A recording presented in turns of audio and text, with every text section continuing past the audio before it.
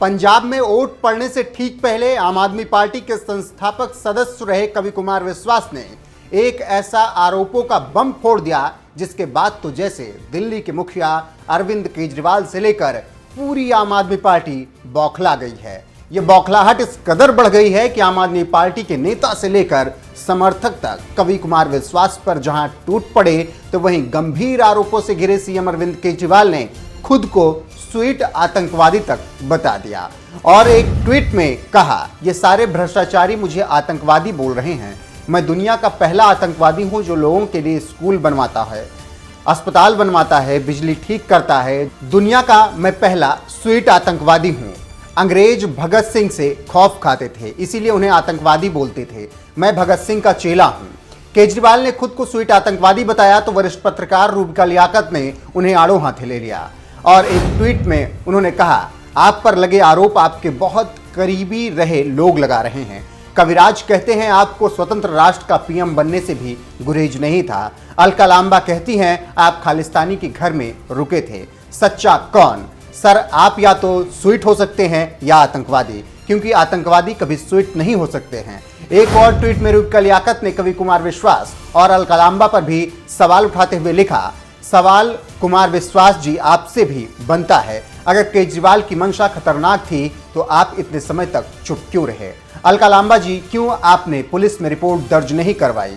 बात राष्ट्रीय सुरक्षा की है, आपकी मंशा और चुप्पी पर भी सवाल उठेंगे। पत्रकार सुशांत सिंह ने भी केजरीवाल के ट्वीट आतंकी वाले बयान पर उन्हें आड़े हाथों लेते हुए लिखा, खुद को स्वीट आतंकी बताने वाले क्या भिंडरा वाले को स्वीट, सॉल्टी, स्पाइसी, चिली वगैरह टाइप की किसी कैटेगरी का आतंकी बता पाएंगे क्या? बीजेपी महिला मोर्चा की प्रवक्ता नीतू सिंह ने लिखा, आतंकवादी आतंकवादी होता है, स्वीट नहीं। जमात उद दावा भी स्कूल और अस्पताल चलाने की दलील देता है, पर उसका सरगना हाफिज मोहम्मद सईद आतंकी है, स्वीट नहीं। केजरीवाल को कुमार विश्वास और गुल पनाग के बयानों और अलगाववादियों से अपने संबंधों पर जवाब देना होगा। पंजाब फिर नहीं जल सकता। मेजर सुरेंद्र पूनिया ने लिखा, क्या स्वीट आतंकवादी सबके सामने आकर कह सकता है कि वो खालिस्तान के खिलाफ है? पूछो देश के पहले स्वीटू आतंकवादी से। बीजेपी नेता तरुण चुग ने लिखा, आतंकवादी सिर्फ आतंकवादी होते हैं, स्वीट या नमकीन नहीं। पूर्व क्रिकेटर और बीजेपी सांसद गौतम गंभीर ने लिखा, भगत सिंह ने अपने जिस्म के टुकड़े करवा लिए लेकिन अपने मुल्क के टुकड़े नहीं होने दिए। सत्ता के लिए उनके नाम का सहारा लेना शर्म को भी शर्मिंदा करना है।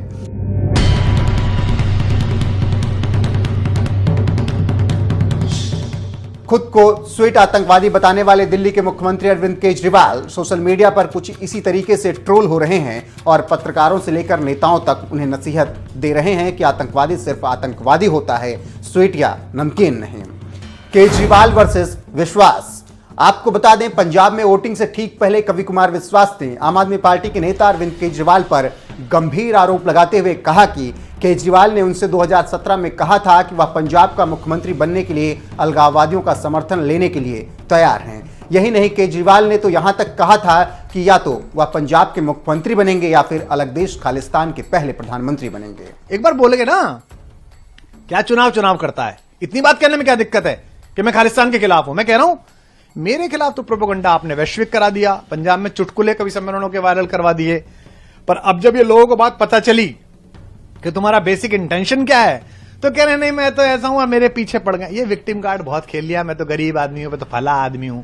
बात निकलेगी तो जरा दूर तलक जाएगी। सर, वो अपने आप को तो कह रहे हैं कि मैं असली भगत सिंह का चेला हूं, ये बात वो कहते हैं। भगत सिंह किसके लिए लड़ रहे थे? देश की आजादी के लिए। तो इसका मतलब ये अलग देश की आजादी के लिए लड़ रहा है? बताए क्या? कम से कम भगत सिंह के नाम को कलंकित मत करें।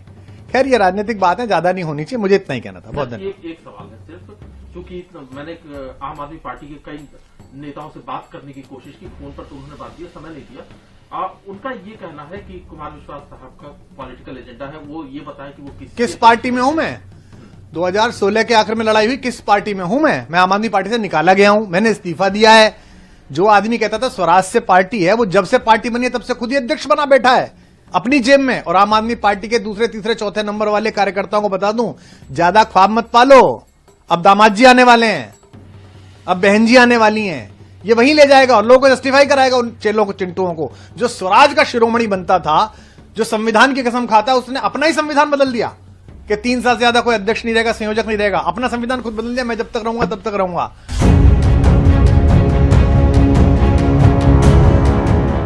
कुमार विश्वास के इस आरोप पर जवाब देते हुए केजरीवाल ने कहा था कि 100 साल पहले भगत सिंह को अंग्रेजों ने आतंकवादी बोला था। 100 साल बाद भगत सिंह के चेले को आतंकवादी कहा जा रहा है। उन्होंने कहा कि 70 साल से सभी पार्टियों ने पंजाब को लूटा है। ये तो शुक्र उस कवि का जो उसने इतना बड़ा आतंकवादी पकड़ लिया, नहीं तो इनकी सारी एजेंसीज नहीं पकड़ पाई थी। मतलब ये चल क्या रहा है?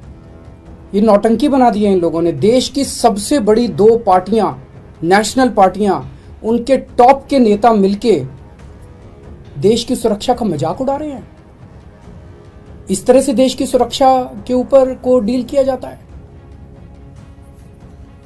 मैं समझता हूं कि आतंकवादी 2 किस्म के होते हैं।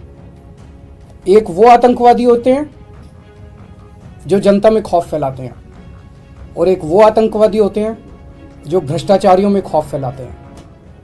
आज ये सारे भ्रष्टाचारी इकट्ठे हो गए हैं, सारे चोर लुटेरे ये सारे इकट्ठे हो गए हैं, और ये मिलके इनको मेरे से डर लग रहा है।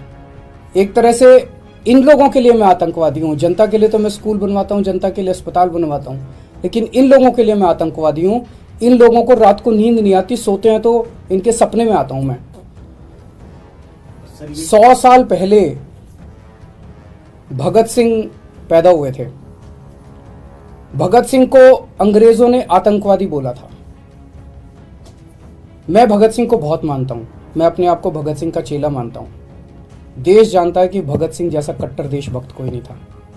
100 साल पहले भगत सिंह को अंग्रेजों ने आतंकवादी बोला था, और 100 साल के बाद अब इतिहास अपने आप को दोहरा रहा है कि भगत सिंह के चेले को आज ये सारे भ्रष्टाचारी मिलके आतंकवादी साबित करना चाह रहे हैं।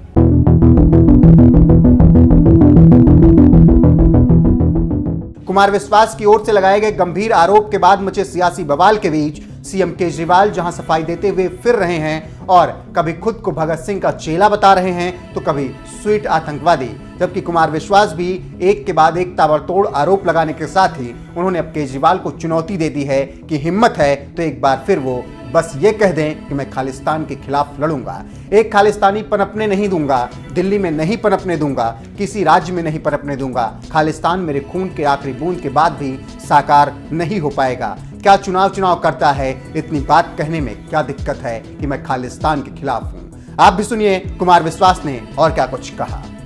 पहला तो बड़े आत्मविश्वास के साथ सफेद झूठ बोलना कोई भी, और दूसरा एक सूरत बना के ये सिद्ध करना कि पूरी दुनिया जो है उनके पीछे पड़ी हुई है। इस प्रक्रिया से उन्होंने एक समय में पूरे देश का मूर्ख बनाया, फिर हम साथियों का मूर्ख बनाया, फिर एक प्रदेश के लोगों पर डोरा डाला। यहां तक तो बात आती जाती रही, सरकार जीते हारे, लेकिन अगर कोई देश की बात थी और मुझसे अचानक किसी इंटरव्यू में एक वाक्य निकला तो उसमें इतनी परेशानी क्यों? वो आए ना, वो बात करें यहां पर आकर। तो उन्होंने एक बार भी ये नहीं कहा। मैं तो ये पूछना चाहता हूं भाई, आपको तो किसी ने टेररिस्ट नहीं कहा, पर हां आप मुझे ये बताइए, देश को बताइए कि क्या पिछले चुनाव में आपके घर पर टेररिस्ट एसोसिएशन से सिंपैथी रखने वाले लोग, बात कराने वाले लोग आते थे या नहीं थे? जब मैंने उस पर आपत्ति उठाई थी तो पंजाब की मीटिंग से मुझे बाहर कर दिया गया था, नहीं कर दिया गया था। और मैंने एक दिन रंगे हाथ पकड़ी थी घर पे मीटिंग, बाहर एक प्रहरी भी खड़ा था कि नहीं अंदर मीटिंग चली, मैंने उसको धक्का दिया। हरियाणा का प्रहरी था वो, साइड हट। अंदर जाके देखा तो वही लोग बैठे हुए थे। मैंने कहा किनके साथ मिल रहा है? नहीं कुछ नहीं, इसका बड़ा फायदा होगा, इसका बड़ा फायदा होगा। तो वो ये बताएं, वो ये बताएंगे नहीं, बाकी सब वो तरह तरह के आरोप प्रत्यारोप करते रहेंगे। दूसरा, वो किसी प्लेटफॉर्म पे आके बहस क्यों नहीं करते हैं? मुझे वो कह रहे हैं कि कवि है, हास्य कवि है। अरे भैया, मैं तो पढ़ा लिखा हूं, थ्रू आउट फर्स्ट क्लास हूं, गोल्ड मेडलिस्ट हूं, कॉलेज में पढ़ाया है 17 साल।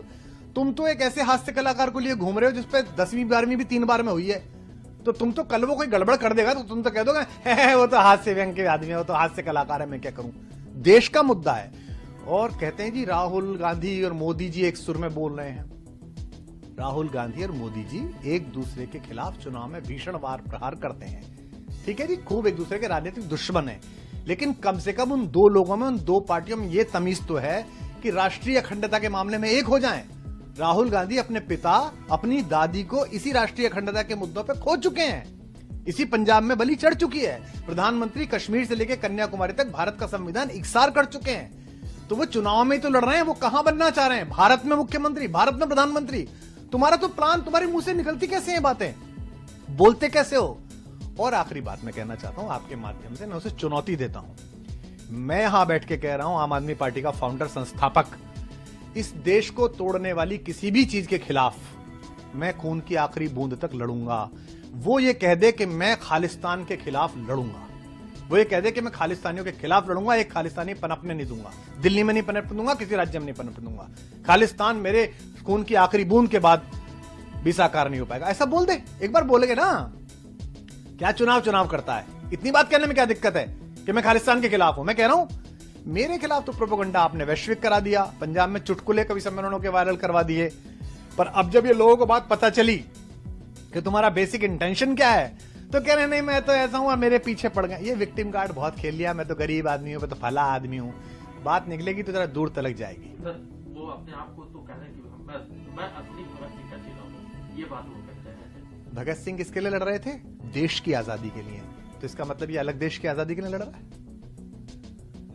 बताए क्या? कम से कम भगत सिंह के नाम को कलंकित मत करें। खैर ये राजनीतिक बात है, ज्यादा नहीं होनी चाहिए, मुझे इतना ही कहना था। बहुत धन्यवाद। एक सवाल है सिर्फ, क्योंकि मैंने आम आदमी पार्टी के कई नेताओं से बात करने की कोशिश की, फोन पर तो उन्होंने बात दिया, समय नहीं दिया। उनका ये कहना है कि कुमार विश्वास साहब का पॉलिटिकल एजेंडा है, वो ये बताएं कि वो किस पार्टी में हूं मैं? 2016 के आखिर में लड़ाई हुई, किस पार्टी में हूं मैं आम आदमी पार्टी से निकाला गया हूं, मैंने इस्तीफा दिया है। जो आदमी कहता था स्वराज से पार्टी है, वो जब से पार्टी बनी है तब से खुद ही अध्यक्ष बना बैठा है अपनी जेब में। और आम आदमी पार्टी के दूसरे तीसरे चौथे नंबर वाले कार्यकर्ताओं को बता दूं, ज्यादा ख्वाब मत पालो, अब दामाद जी आने वाले हैं, अब बहन जी आने वाली हैं, ये वहीं ले जाएगा और लोगों को जस्टिफाई कराएगा उन चेलों को, चिंटुओं को। जो स्वराज का शिरोमणि बनता था, जो संविधान की कसम खाता, उसने अपना ही संविधान बदल दिया कि 3 साल से ज्यादा कोई अध्यक्ष नहीं रहेगा, संयोजक नहीं रहेगा, अपना संविधान खुद बदल दिया, मैं जब तक रहूंगा तब तक रहूंगा। तो मैं किस पार्टी में हूं? मैं भारतीय जनता पार्टी में हूं, कांग्रेस में हूं, टीडीपी में हूं, तेदेपा में हूं, लेदेपा में हूं, किस में हूं मैं? कोई मिलता नहीं तो उसके लिए बोल रहे हैं, उसके लिए बोले। अरे तू इधर उधर की बात न कर भाई, ये बता कि खालिस्तान के विरोध में तेरा क्या स्टेटमेंट है, ये बता कि तेरे घर पे लोग आए थे, आते थे या नहीं आते थे, और बता दे, नहीं तो मैं बता दूंगा।